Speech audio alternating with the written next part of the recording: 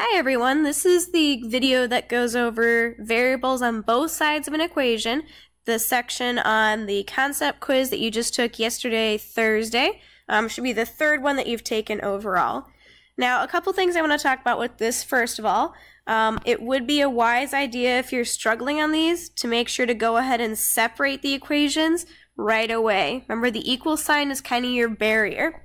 So you can combine like terms if they're on the same side of the equal sign, but you can't just move them across without doing opposite operations or inverse. So let's take a look at that first. Start with combining like terms, and you might even want to write that down if you're still struggling with it. The very, very, very first thing you should always be checking is for combining like terms. And remember, I can only do it on the sides that are together. So over here, 2x and -5, are those like terms? Do they both have an x attached? No, they don't. So I can't put them together. Check the other side, 5x and 7. Can I put both of those together? No, they don't both have an x. So that step's already done. I can't do it. Okay. Second step, we generally want to get all the variables on the left and all the numbers on the right. Now you can do this opposite if you want, but really your goal is get everything with a variable on one side. In other words, everything that has x attached to it on one side, everything that's just a regular number to the other side. And then you can start doing your equations like we talked about before, okay? Because then your third part will just be start solving for x. It'll be kind of like the two-step equations that you did before this section. So I'm going to start with getting my variables all on one side. So that's really 2x and 5x. I need those two to get on the same side. I'm going to move all mine to the left, which means 2x is fine where it is. Okay, I don't need to move both of them. That's just extra work. So how do I get rid of 5x? I'm going to subtract it. Remember, I'm not dividing. Dividing is when you want to get rid of the number in front of x. I'm not trying to do that. I want to take the whole group with me. So I'm going to subtract it over here. Not going to do anything else in that step because I don't want to complicate it. Those are gone. 2 minus 5. Remember, that's the same thing as 2 plus -5, if that helps, if that's how you learned it in class. Either way, the answer is -3x. Remember, we still have a -5 over here. Equal sign still needs to go there. Please don't neglect the equal sign. If you do, you're going to be missing a large part of your problem. And there's now just a 7 over there. Okay? Next step is I want to get all the numbers on the right-hand side. Well, 7 is a number and -5 is a number. 3x is not. That's a variable with a coefficient, so I'm not going to do anything with that. But I do want to move this 5 over to the right. How do I get rid of subtracting 5? By adding 5. It's going to cancel out there. On this side, I'm now left with -3x. There's still an equal sign. Please don't forget about that. 7 plus 5 is now 12.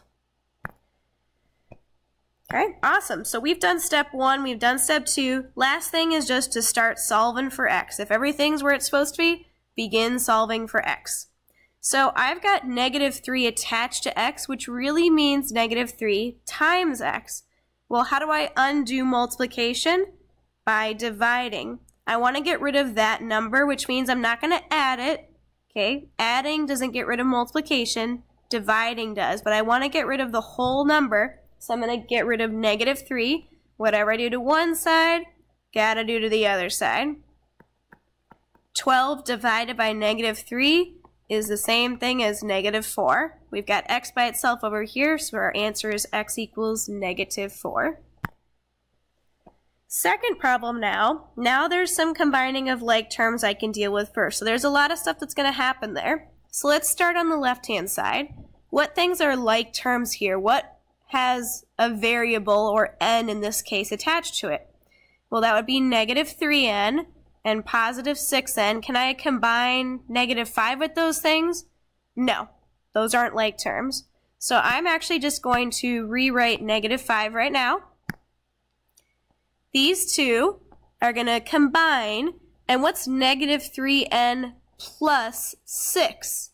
Okay, if you forget, make sure you do your pluses and minuses. 3 negatives, 6 positives. Cancels out and it gives you 3 positive. Okay, so this is really positive 3n, and there's still an equal sign there. Please don't forget about that. Remember, this equal sign is a barrier. I cannot combine stuff that's on the left-hand side with things that are on the right-hand side unless I add to get rid of subtraction or divide to get rid of multiplication. I have to do that opposite operation. I can't just move it across whenever I want. I gotta follow the rules. So over here, let's start with combining like terms. Do I have any variables here? Yeah, I've got 1n, positive 1n, and I've got a positive 4n. So let's put those guys together. 1n plus 4n, that's a nice easy one. That ends up being 5n. Now look at what else I have here. I've got a 12 and a negative 15. Those are also like terms. Like terms are things that both have a variable attached, or they're two things that don't have a variable attached. Okay, so these are both just regular numbers. I can put those together. 12 minus 15 is the same thing as 12 plus negative 15. Either way, my answer is negative 3 or plus negative 3, whichever way you want to do it. Subtracting 3 is the same thing as adding negative 3. It's the same. Okay, now it kind of looks like the problem that was over here. Now I can start doing my variables to the left, numbers to the right process, okay, because I've done all my like terms. I can't do any more of that. So I like to start with my variables. I've got positive 3n and this 5n. Now I need to move that over to the left-hand side. How do I get rid of positive 5n? Well, I subtract it because I want to move the whole group over. I don't just want to move the 5, so don't try dividing. You want to take the n with you. So those are gone. I still have negative 5 here in the front. Still have an equal sign, and there's still going to be this negative 3 over here, so let's just write that in. What's positive 3 minus 5? That equals negative 2, and the n still goes with it. Don't forget about that. Okay, all my variables are there now. They've been condensed down, so let's get my numbers moved over to the right-hand side.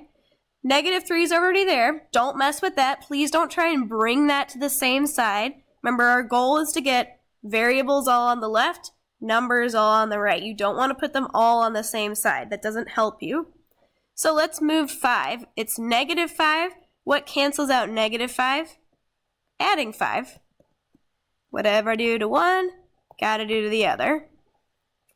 So this negative 2 is still here. There's still an equal sign. Don't forget about that. Negative 3 plus 5 equals positive 2. Variables are on the left.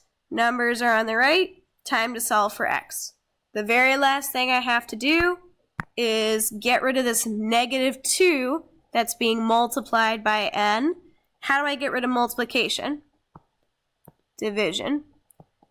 So both sides I'm going to divide by negative 2. Make sure you take the sign with it when you're dividing. When you're adding and subtracting, that kind of throws people off. You change the sign here because you're trying to cancel it out. Negative 5 plus 5 cancels it out. Negative 2 divided by negative 2 cancels it out because it becomes just 1 on that side, 1n. Positive 2 divided by negative 2 is equal to negative 1. And there's our final answer for that problem. Feel free to rewind if you need to check over one of those problems again. If you're still confused on this, this is really important stuff. Please, please, please make sure you talk to a teacher if you're still confused, because you are going to see problems like this in every single math class you have from here into college or tech school. This is very basic algebra stuff that you really need to make sure you have down pat. So check over. If you've got it, awesome. If not, make sure to talk to a teacher. Hopefully that helps with understanding those problems.